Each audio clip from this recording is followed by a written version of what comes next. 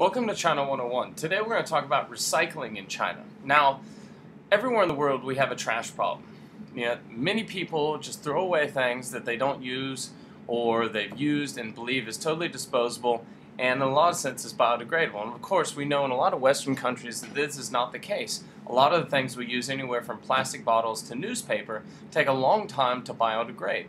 Now, if you've read anything recently in the last year, you've seen that Hong Kong generates the most trash per capita of anywhere in the world.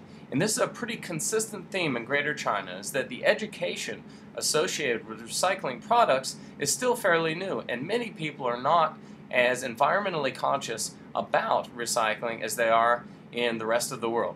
So, because China is such a developing country, at such a fast pace, they generate a lot of trash and will soon surpass many other countries, if not all, in the trash that they generate. Now, this also generates a lot of potential recycling products, and many of the government agencies are making big steps towards finding this recycling, organizing it, and reusing it, and selling it to companies that can use it for a profit. Now, in many of the areas in China, if you look at a place like Hong Kong, there are recycling bins on the street, but they are not prevalent enough to really encourage people to change their behavior.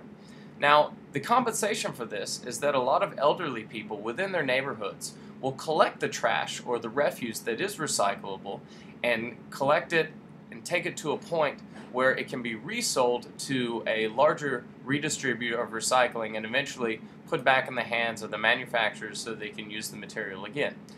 But you have to look for it. So, if you live in China, you most often have to talk with the trash lady at your apartment building, or maybe walk down the street, and you can usually make an arrangement with someone who will come and pick up your recycling if you pre-separate it for them to take to a larger center that can be resold. Now, recycling products are very important, and there is a greater push to make people more aware of recycling, but don't expect people to use it as their first instinct or intuition to take something, recycle it, rather than just throw it in the waste bin.